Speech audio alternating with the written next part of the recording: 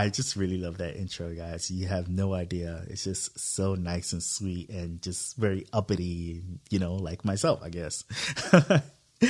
So, guys, when you were little and you went to a plant shop, were you also confused about what perennials and annuals meant? I know I was. I was always confused on what perennials and what annuals were. I always actually mixed the two.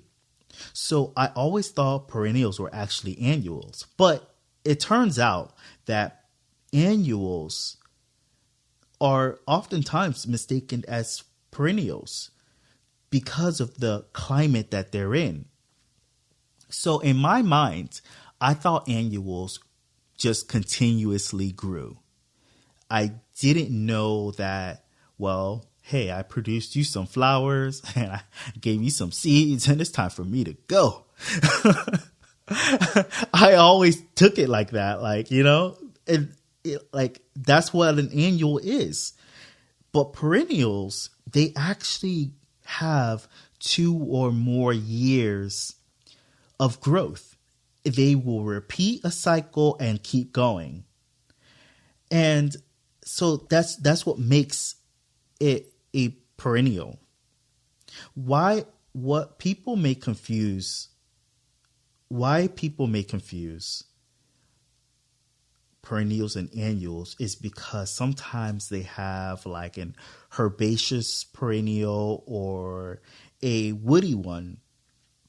Now, let me give you the actual definition of that. First of all, non-woody plants, let me go back. All right. Herbaceous perennials are non-woody plants. And they grow in one season and they're dormant in the winter or dry periods, which dry periods are like drought periods for people who don't really understand that whole wording thing. I think in agriculture, a lot is the wording of specific things. I think we need to like draw it back a little bit so that people who don't know much about plants can understand them too. Now, they also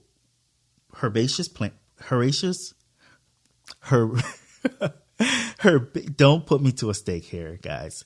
Herbaceous perennials can also survive during the winter because what they do is that they have underground structures such as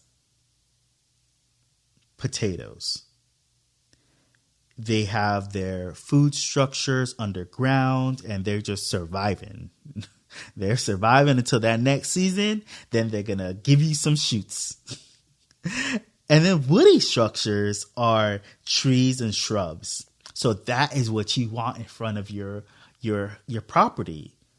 You want some shrubs because they're going to be annual. They're going to be growing for you all season. They might suffer through like a winter season, but they're still going to be there visually. They're not going to just die off. They're going to be dormant in their dormant state. So you'll still have your plant there and, it will be there for you and people will understand, oh, they have like a little shrub in front of their home, So then let's talk about biennials because I think this is the longest subject of the two. I wanted to kind of just take you away from the confusion of what annuals and biennials actually were and then bring you into biennials. Now, biennials, they require 2 growing seasons. And in some books and references, you may see years. But please understand that that's the years of that plant. It's not human years, just like we have cat and dog years. Think of it in that way. All right? So, okay, here we go.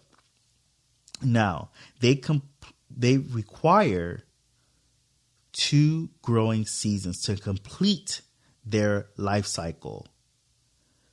The first year, what happens is that they're under some primary growth period.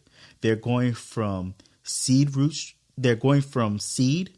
So then the seed is going to begin, giving some shoots and whatnot. Then you're going to have some stems. Then you're going to have some leaves and even some food storage structures like potatoes again. So, and then the second year, this is where you're going to see that the plant is going to start to die, because after it forms flowers and fruit, it's going to give you some seeds, and then it's going to die off and will bolt. When a plant bolts, like specifically romaine lettuce, it's going to give you some flowers, it's going to give you some seeds, and then once it starts to flower, throw that plant out.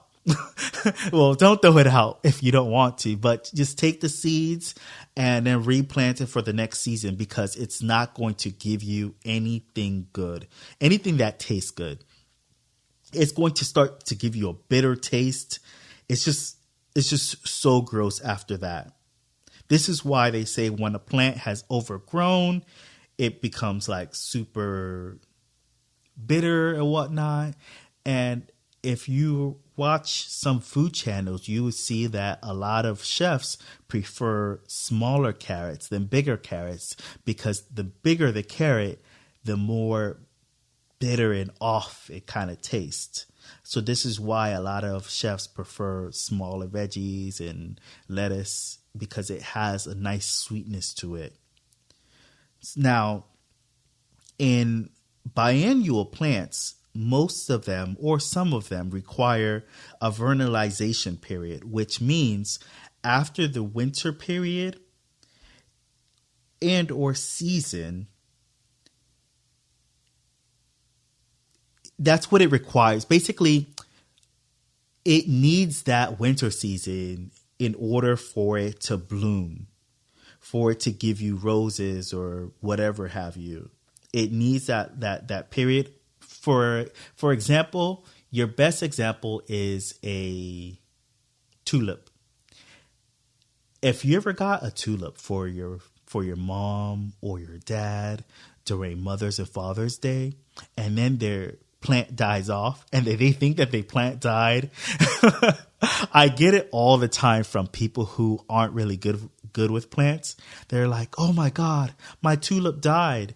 So then I'll just go to their house, take the seeds or the bulbs that that the plant gave off, which is the underground food structure of the tulip. I would take that, put it in my refrigerator, and then when I start to see that like they're giving little shoots, I would put them back in the ground, and then a new tulip would arise. It's just funny how things are, The plant world is such a funny world to live in, because a lot of people who think that they don't have green thumbs, they think that they're killing off a plant, and then you have to go play Captain Save a Plant. for these people who don't understand anything about plants, I always just think it's very fascinating, because it's like, one, I get to save money. So I've literally have taken, when my mom would think that her tulip has died, I would take the bulb from the tulip, put it in the refrigerator, wait for it to give off shoots again, put it back in the plant, and then give it to her for another Mother's Day plant, for another Mother's Day gift. Yes, I was a little cheap, but hey, it worked. So yeah, that's my plant tip for you guys for the day. I am Tafari Green, and this is The External. I love you guys. Please take care of yourselves, and please like or follow my social media. I believe on Spotify, you can actually like and even give it a review. And you can do the same thing on Apple. So please like my content, because you're helping me grow.